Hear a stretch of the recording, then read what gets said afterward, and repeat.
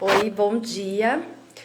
Mais uma vez estamos aqui para compartilhar a leitura bíblica do livro de Tiago, capítulo 4 hoje. Então hoje é dia 9 de julho de 2020 e nós vamos ler o capítulo 4 do livro de Tiago. Eu vou ler todo o texto bíblico na versão da Nova Bíblia Viva e após a leitura do capítulo eu vou ler os comentários que eu escrevi no dia 12 de novembro de 2015. Então, nessa data, há 7 anos atrás, eu li esse texto bíblico e anotei algumas observações que me despertaram o interesse. Então, vamos lá. Vou ler o capítulo 4. O que está causando as discussões e as lutas entre vocês? Não é porque existe um exército inteiro de maus desejos dentro de vocês? Vocês querem o que não possuem, a tal ponto que matam para consegui-lo. Desejam o que os outros têm e não podem adquirir, portanto, começam a lutar para tomar deles. Contudo, a razão pela qual vocês não têm o que desejam é que não pedem a Deus. E mesmo quando pedem, não recebem, porque o objetivo de vocês está todo errado. Vocês só querem o que dará prazer a vocês. Gente infiel, vocês não percebem que o envolvimento com os prazeres pecaminosos deste mundo torna vocês inimigos de Deus?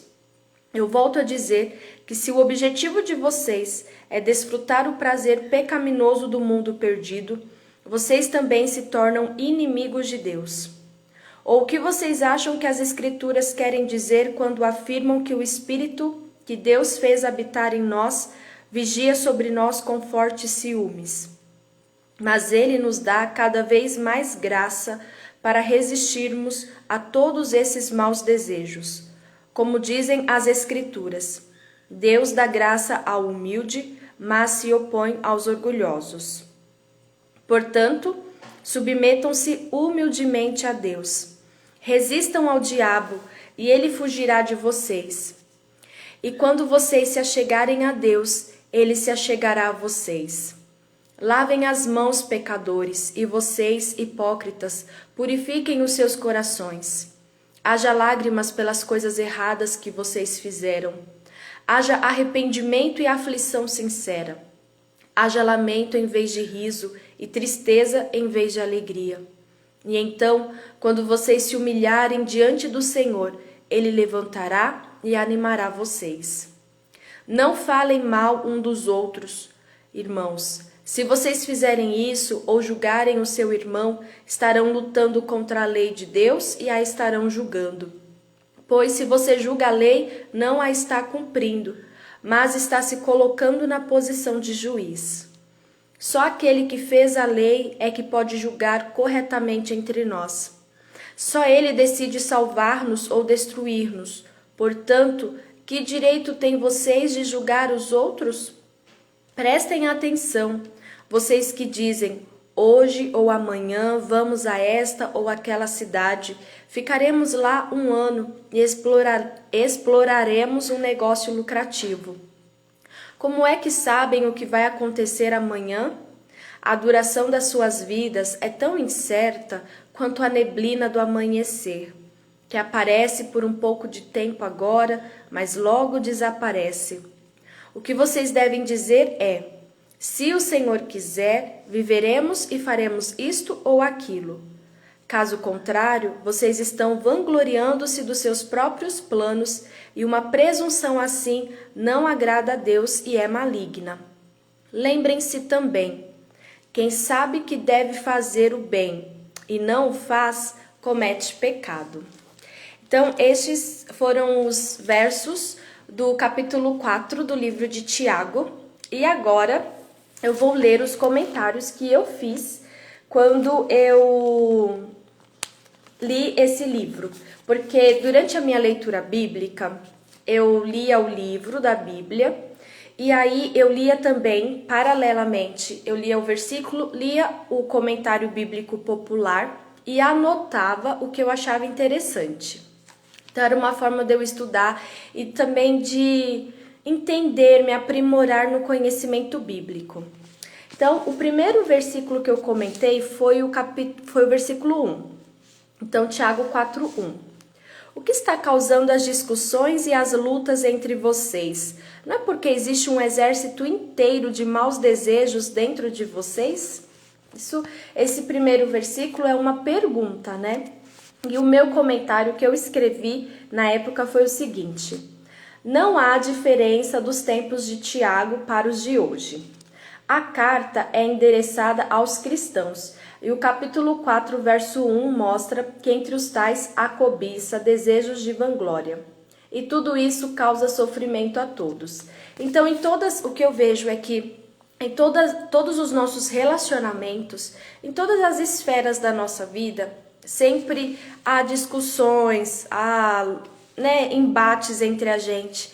E muitos embates, eles são causados pelos maus desejos que há dentro de nós. Então, algo que a gente precisa primeiro sempre é se resolver, porque geralmente o que a gente aponta no outro, na verdade, é algo que está em nós, não no outro, né? Os outros versículos que eu comentei foram os versos 2 e 3. Eles dizem o seguinte: vocês querem o que não possuem, a tal ponto que matam para consegui-lo. Desejam o que os outros têm e não podem adquirir. Portanto, começam a lutar para tomar deles. Contudo, a razão pela qual vocês não têm o que desejam é que não pedem a Deus. E mesmo quando pedem, não recebem, porque o objetivo de vocês está todo errado. Vocês só querem o que dará prazer a vocês. A gente sempre precisa entender que Tiago escreveu, esse texto, e devemos entender o contexto no qual ele escreveu. Então, o que eu observei nesses dois versículos é que é preciso saber pedir e ter boa intenção com o pedido para que ele seja atendido. Então, é muito importante a gente colocar diante de Deus também as motivações que estão dentro da gente, as motivações mais internas, para que a gente apresente para Deus, porque Ele conhece realmente qual é a verdadeira intenção do nosso coração. Então, tudo que eu quero, tudo que eu vejo que eu tenho necessidade e eu peço para Deus, eu tenho que colocar com muita transparência. É claro que Ele sabe, Ele me criou, Ele sabe tudo, de dentro, tudo a meu respeito. Mas eu preciso demonstrar isso quando eu converso com Ele, né?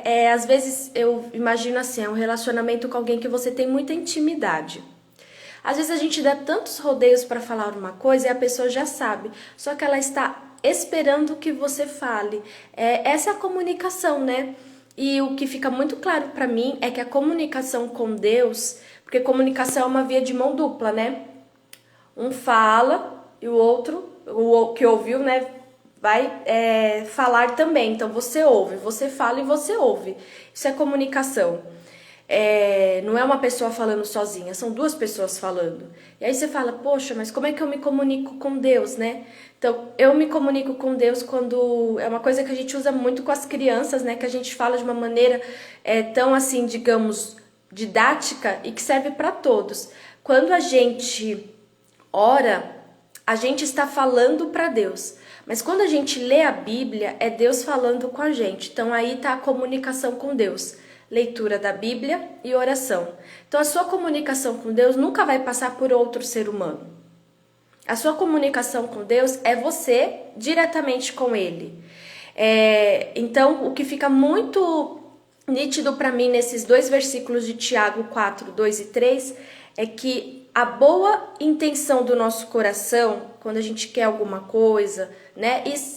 E são coisas que falam muito mais dentro da gente, não são coisas só supérfluas, né? Coisas assim que passam, são coisas que são muitas vezes que estão ligadas à eternidade. A gente precisa colocar isso diante de Deus, coisas que estão ligadas às nossas emoções, como nós sobrevivemos diante de tantos altos e baixos que muitas vezes as emoções elas causam em mim. Então, tudo isso eu preciso colocar diante de Deus, né? A motivação real. O outro versículo que eu comentei foi o 5. Tá escrito assim: ou o que vocês acham que as escrituras querem dizer quando afirmam que o Espírito que Deus fez habitar em nós vigia sobre nós com fortes ciúmes? Então, o que eu coloquei é que o Espírito de Deus tem ciúmes de nós. Este versículo é alvo de algumas críticas pelo fato de não ter em outra parte da Bíblia menção do que Tiago diz. Gente, eu escrevi isso, eu não sei exatamente porque eu escrevi isso em 2015, mas eu acredito que o Espírito de Deus, ele quer estar com a gente. Então, quando eu deixo de ter uma comunicação mais intensa com Deus, eu me afasto dele. E aí o Espírito, digamos, ele fica enciumado, né? Que Tiago diz assim: o que vocês acham que as Escrituras querem dizer quando afirmam que o Espírito que fez Deus habitar em nós vigia sobre nós com fortes ciúmes? Ele está sempre muito atento para quê? Para que a gente volte a ter esse relacionamento mais estreito. É o que eu entendo hoje, né? Porque o Espírito de Deus, ele cuida.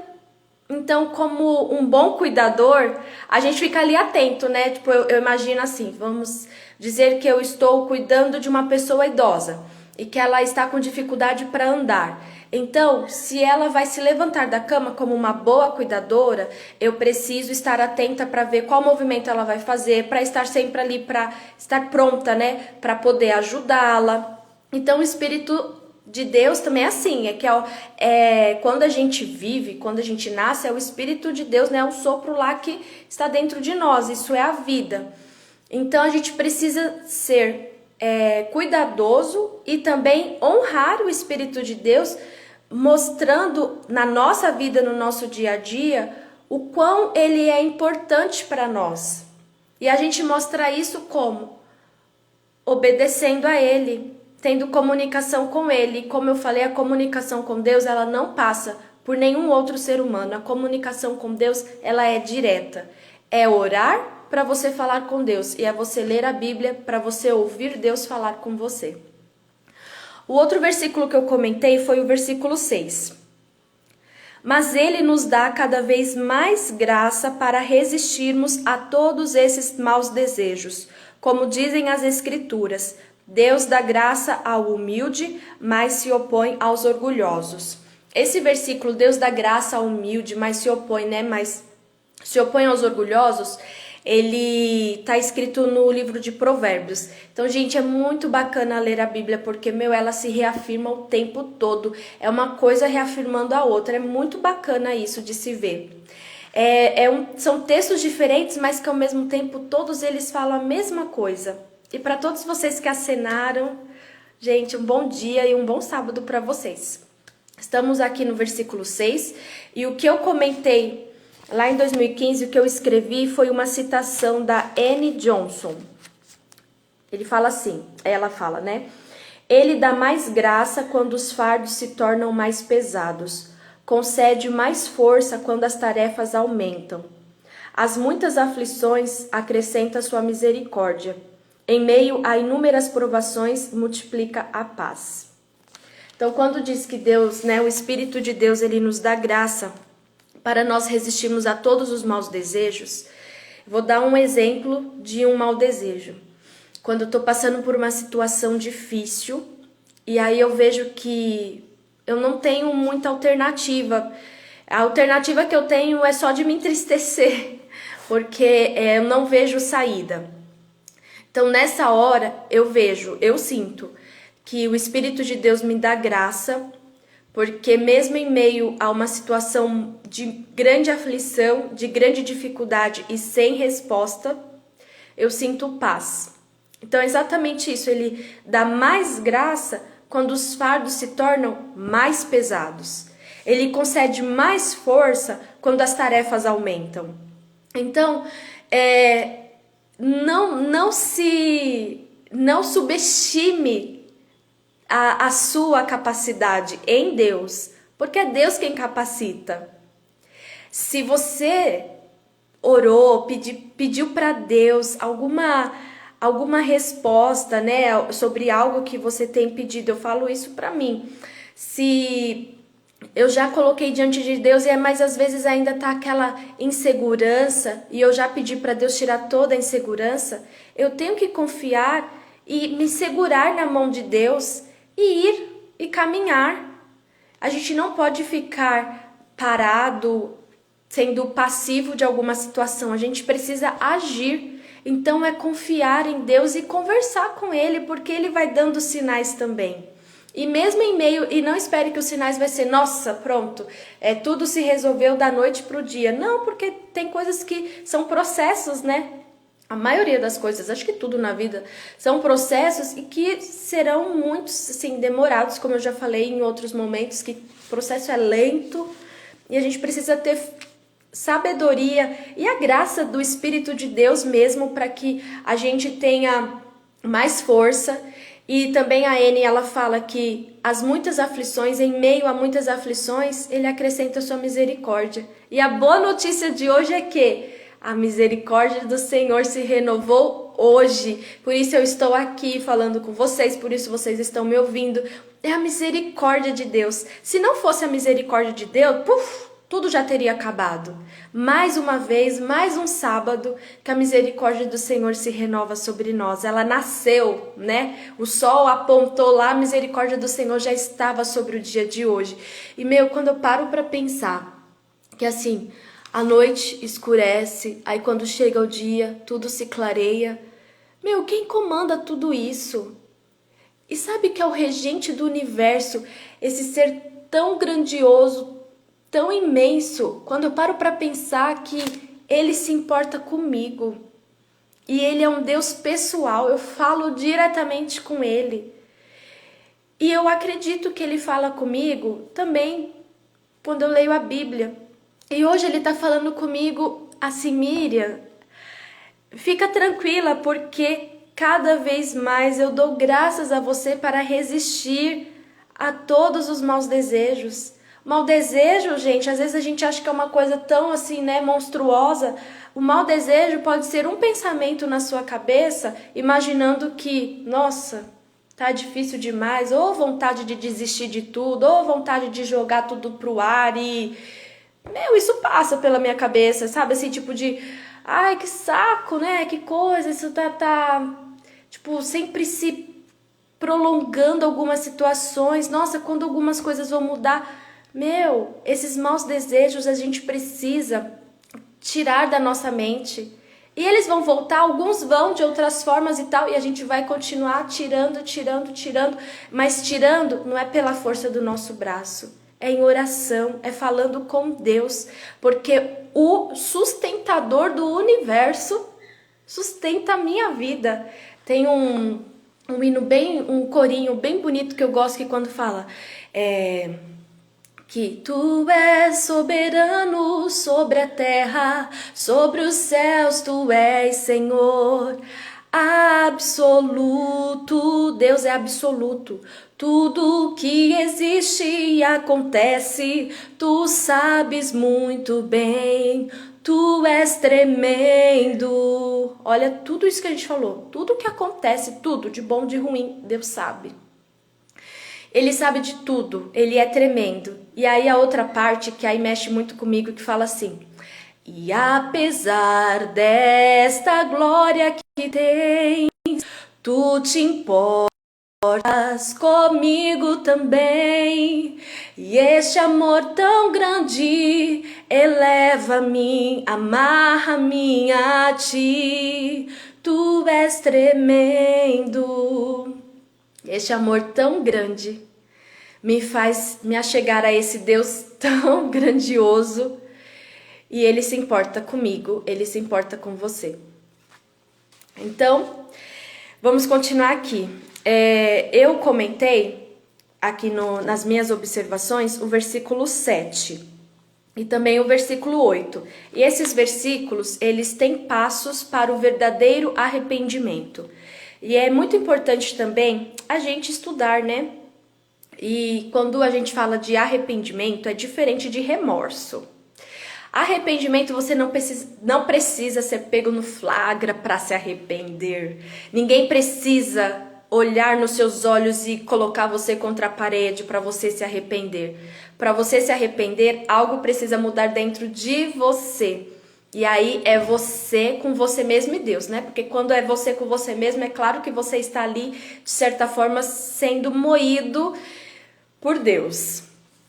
E o remorso já é diferente, né? O remorso é algo que é passageiro, porque você sentiu aquilo naquela hora, mas nada mudou. E arrependimento, pela palavra, né, do original, uma vez eu dei uma aula para as crianças e falava sobre arrependimento para os juniores, né, pré-adolescentes. E aí ficou muito claro para mim que arrependimento é a mesma palavra que metanoia, e metanoia é mudança de mente. Aí ficou muito claro pra mim, noia, sabe, mente, mexeu com a mente e tal. Então assim, metanoia é mudança de mente. Arrependimento é mudança de mente. E quando a nossa mente muda, tudo vai mudar. Por isso que a Bíblia fala que Jesus tem que ser o nosso cabeça, ele tem que dirigir os nossos pensamentos, porque quando Jesus ele comanda a nossa mente, as coisas mudam. E ninguém é melhor que ninguém no sentido de que a pessoa fulano de tal tem mais forças que o outro. Busquem Deus para que você saiba também resistir e ser forte em Deus, porque todo mundo passa por dificuldade, todo mundo passa por aflições, todo mundo passa por momentos difíceis e por momentos alegres, e a gente tem que saber lidar com todos. Se alegrar quando tem que se alegrar, celebrar a vida, né? Curtir ali aquele momento de felicidade e também chorar quando tiver que chorar, sofrer, lutar, mas saber a quem recorrer. E o nosso socorro é Jesus. Deus é o nosso socorro presente no momento da angústia, como diz lá Salmos. No livro de Salmos tem esse versículo, por isso que eu citei. Mas vamos lá, para o versículo 7 e 8 que falam sobre os passos do arrependimento. Eu vou ler os versículos e depois os comentários que eu fiz. Portanto, submetam-se humildemente a Deus. Resistam ao diabo e ele fugirá de vocês. E quando vocês se achegarem a Deus, ele se achegará a vocês. Lavem as mãos, pecadores, e vocês, hipócritas, purifiquem os seus corações. Coloquei aqui as observações. Passos do verdadeiro arrependimento. Primeiro, sujeitar-se a Deus. Segundo, resistir ao diabo. Terceiro, chegar-se a Deus pela oração. E quarto, purificar as mãos. Sujeitar-se a Deus é você se colocar debaixo das ordenanças de Deus. Então, eu tenho que me avaliar no que eu estou fugindo do que Deus já falou comigo pela palavra. Para eu saber disso, eu preciso conhecer a palavra. Resistir ao diabo. Gente, resistir é algo que é difícil, não é fácil. Fala de resistência. Ele vai tentar, ele vai fazer com que as coisas saiam, né, da visão de Deus, mas eu tenho que permanecer firme. Então, eu tenho que me submeter a Deus, eu tenho que resistir ao diabo, eu tenho que me achegar a Deus pela oração. Então, me quebrantar. E, como é lindo, tem um versículo na Bíblia que fala que Deus não despreza um coração quebrantado.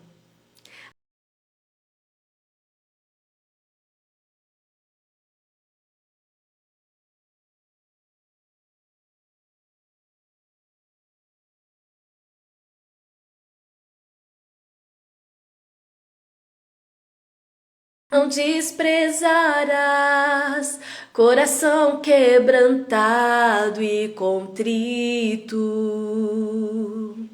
Eu sei, Senhor, que conheces melhor tudo que acontece comigo. É lindo demais. E Deus não despreza. Deus não despreza. E é isso que me faz caminhar todos os dias. E é isso que me faz ver que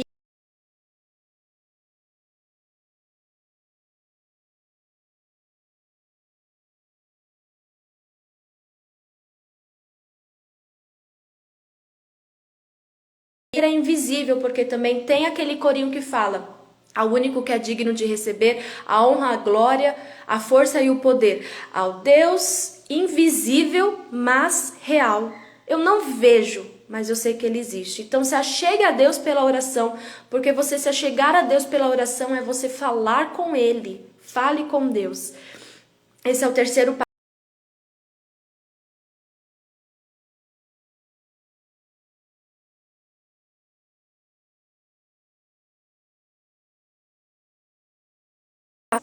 Né? Às vezes a gente fica só no literal, é como se fosse só essas mãos aqui. Mas se essas mãos, né, as minhas mãos que apalpam, estão fazendo algo errado, quando eu me arrependo, já passei pelo processo de me submeter a Deus, de resistir ao diabo, de falar com Deus em oração. Essas mãos, elas não vão fazer mais o que faziam de errado.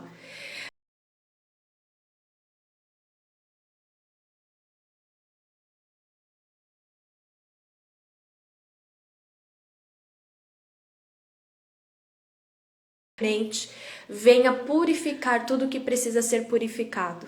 E o sangue dele nos garante isso, porque é o sangue que nos limpa, né? O sangue de Jesus derramado na cruz. Você não precisa fazer mais nada, porque o sacrifício do Cordeiro perfeito já foi feito. E aí eu comentei o versículo 9, que fala o seguinte: haja lágrimas pelas coisas erradas.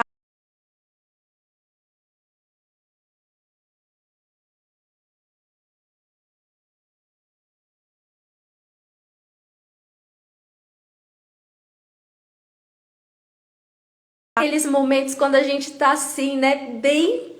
Não vou falar brocochô, porque quando a gente chora com o coração quebrantado e que a gente tá ali, né, se entregando realmente, se derramando diante de Deus para que haja uma mudança, eu acho que não é um momento brocochô, não. É um momento, assim, de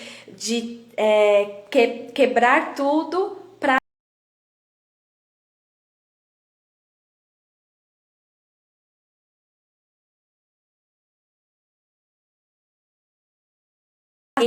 é quando você tá ali, tipo, imagina um grande mar no meio do oceano e você tá ali se afogando, desesperado, sem ter um escape, e de repente alguém pega na sua mão e traz você à tona e você respira aliviado. Nossa, isso é um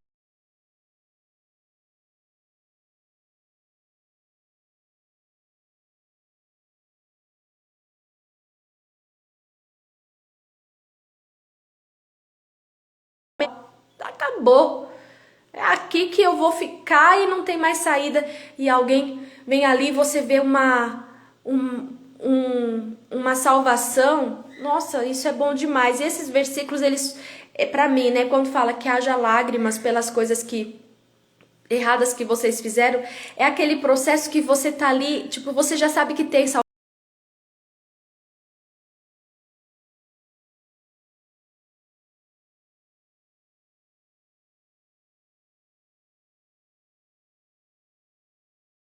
Enxergar isso.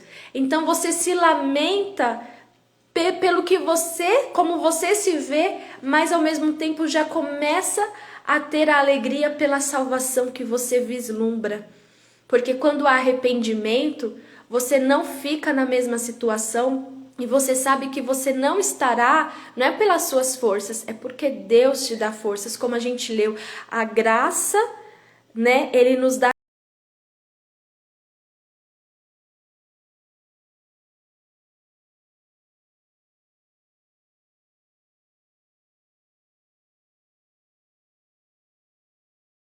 para a gente celebrar. Poxa, a gente tem liberdade, a gente tem saúde, a gente, e mesmo quando as coisas estão difíceis, porque tem muitas coisas que são complicadas, a gente tem a quem recorrer. A gente tem que celebrar isso todos os dias da nossa vida. Não é fingir que não temos, que tá tudo bem, pronto, acabou. Mas é a gente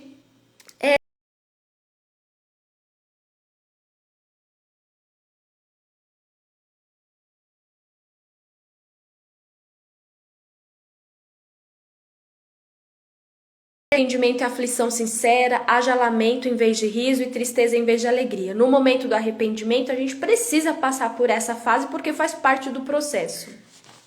Chorar e lamentar seria a tristeza de Deus digna do fruto de arrependimento. Então, quando eu me arrependo, não é aquele choro de remorso, não são lágrimas de crocodilo. É o choro que vem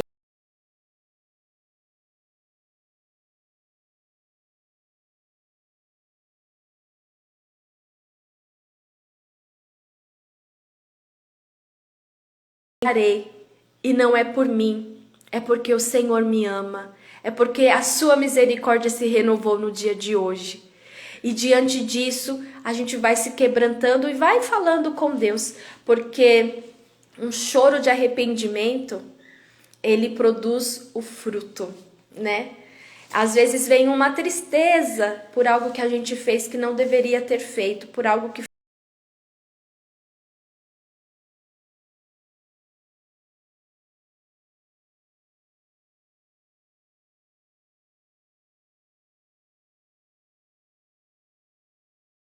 permanece, né? Crescendo na graça e no conhecimento de Jesus. Agora eu vou compartilhar o versículo 10. E então, quando vocês se humilharem diante do Senhor, Ele levantará e animará vocês. Todos esses versículos que eu li, né, do 7 até o 10, eu vejo que é como se fosse aí uma escada, né? A gente vai, uma escada tipo assim para baixo, a gente vai descendo assim, tipo a gente vai se humilhando, né? A gente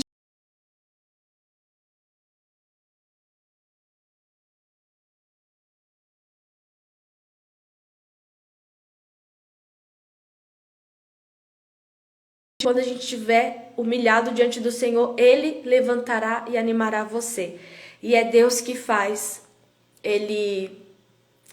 Quando Ele olha ali pra gente, Ele olha o tempo todo e Ele tá acompanhando tudo isso. Mas nesse processo, muitas vezes, a gente acha que a gente está sozinho.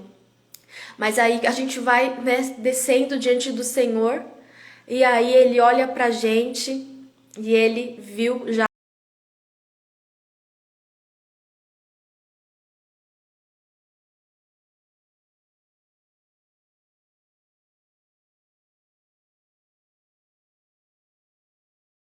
É Ele que faz a gente se levantar espiritualmente, em todos os aspectos. Mas é que eu acredito que quando o Tiago fala pra gente se humilhar, são situações que a gente precisa colocar diante de Deus a nossa real condição de ser humano, como nós estamos. E são coisas que às vezes a gente não verbaliza. A gente não comenta, a gente não verbaliza para os outros porque a gente não quer ser julgado. E muitas vezes a gente encobre da gente mesmo.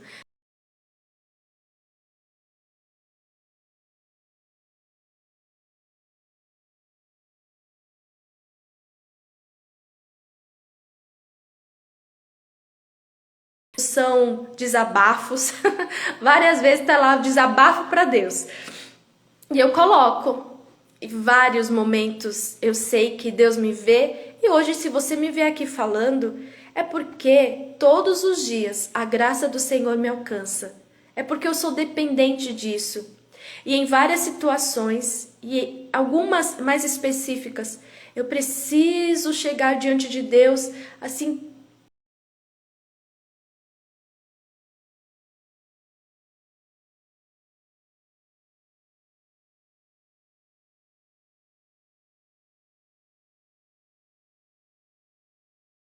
O Senhor sabe de tudo, mas olha como eu estou. Eu tenho dificuldade nisso, naquilo outro. Eu estou com certo desespero em relação a tal assunto. Eu não sei se eu vou dar conta de outra coisa. E eu vou falando, vou falando. E em meio a isso, eu vou pedindo perdão. Porque muitas vezes eu agi mais pelo meu impulso do que sabendo esperar. E aí eu vou falando com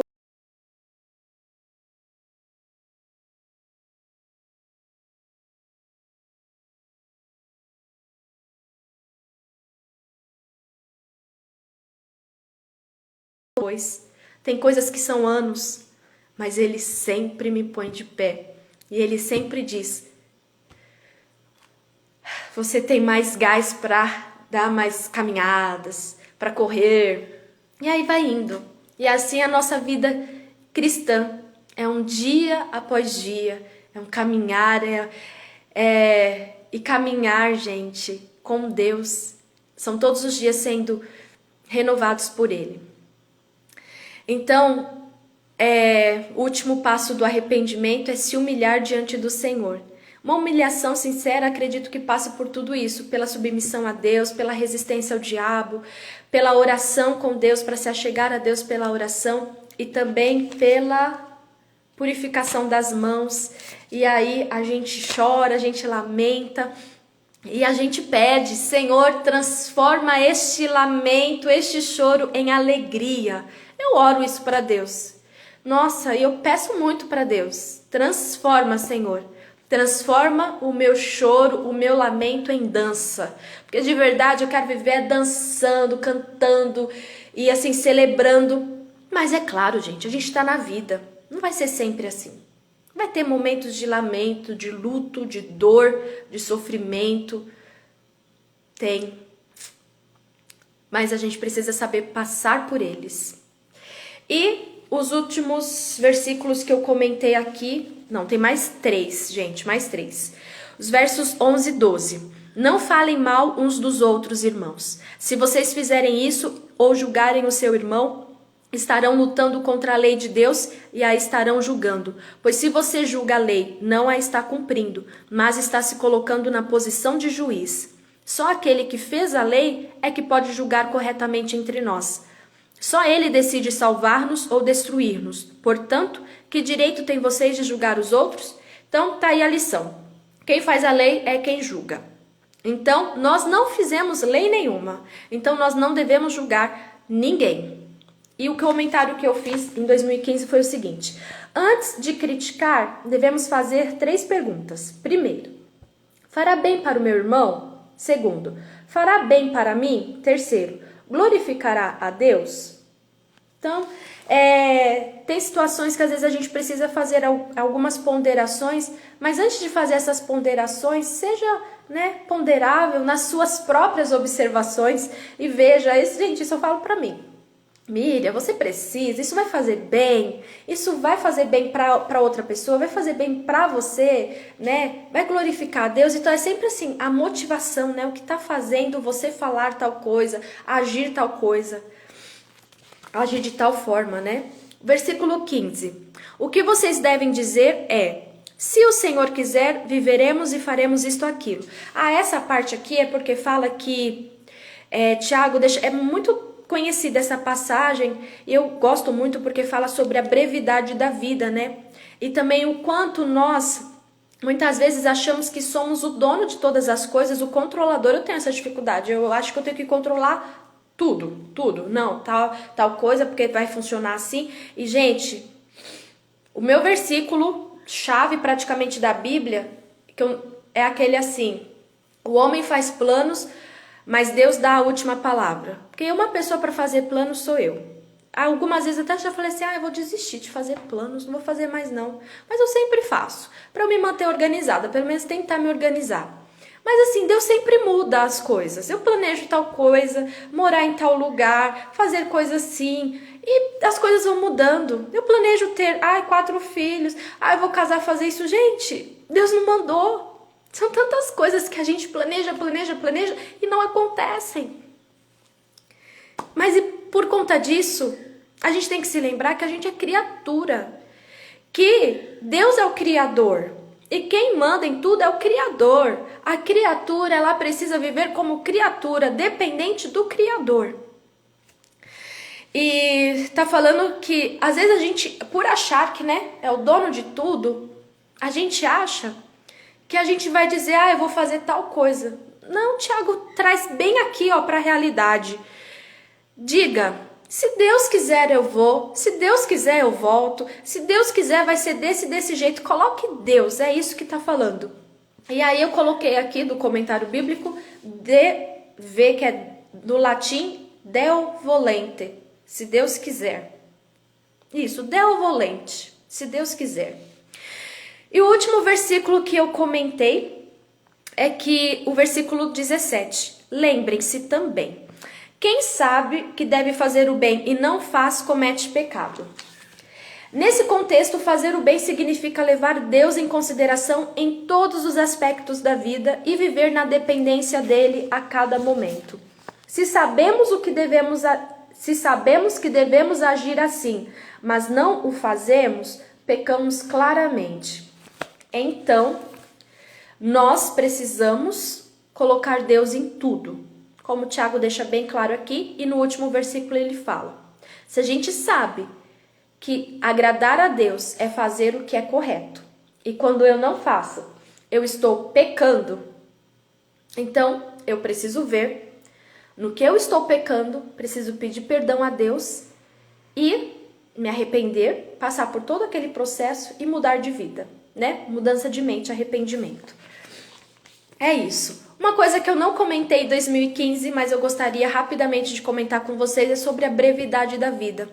Todos nós temos, né, aquele traço, né? O meu começou em 1984, quando eu nasci.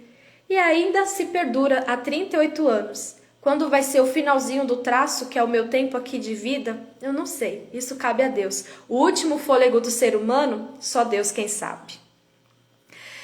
Mas, durante essa brevidade que Tiago fala, né, que a vida é como um sopro, não, ele fala que a vida é como a neblina do amanhecer, que aparece por um pouco de tempo, mas logo desaparece. Assim como a neblina, você está dirigindo ali, o carro passou por um momento de neblina, tá difícil ali, mas depois passou. A vida é assim, gente. É por um tempo que tem aquela neblina, depois passa. A vida, ela é passageira. Para alguns, mais do que para outros.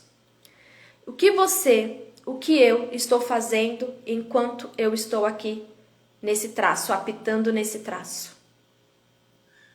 Viva para Deus, viva para o seu Criador. Viver para Deus é você se comunicar com Ele, é você saber o que Ele espera de você e também você oferecer para Ele o que Ele espera de você. Ele espera de mim um coração sincero, adoração, porque Ele me criou para falar: Deus, o Senhor é o Criador de todas as coisas e tal, mas não falar isso da boca para fora, só com palavras. Ele quer que eu fale com o meu jeito de viver, porque Ele me fez a sua imagem e semelhança, e Ele fez você também a imagem e semelhança. Então tudo que acontece na minha vida, eu acredito que é uma forma dele moldar para me deixar mais parecida com Ele. Então, durante todo esse processo, eu espero que você também veja que Deus está te moldando para te fazer mais parecido com Ele, porque Ele te criou a imagem e semelhança. Ele te formou de uma maneira tão maravilhosa e Ele soprou o fôlego de vida em você. Então celebre isso. Essa foi a meditação do capítulo 4 de Tiago. Amanhã, às 7h10, eu estarei aqui para terminar o livro de Tiago. Tiago tem 5 capítulos e amanhã eu lerei o último capítulo. Então, se você tiver interesse de continuar aqui, as lives elas ficam salvas, mas 7h10 eu estarei ao vivo compartilhando o livro de Tiago, capítulo 5 e os comentários que eu fiz. Que Deus abençoe o seu sábado, o seu dia, que Deus abençoe a sua vida, que de alguma maneira você se achegue a Ele, que você saiba que a graça dele está sobre você em meio a todos os problemas. E também, se você parar para pensar, com certeza existem muito mais motivos para agradecer do que para reclamar. Então que você celebre o dia de hoje naquilo que você tem que celebrar.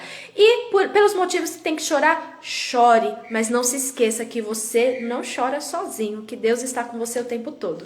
Deus te abençoe, até amanhã. Tchau, gente. Obrigada por terem assistido, acompanhado e acenado.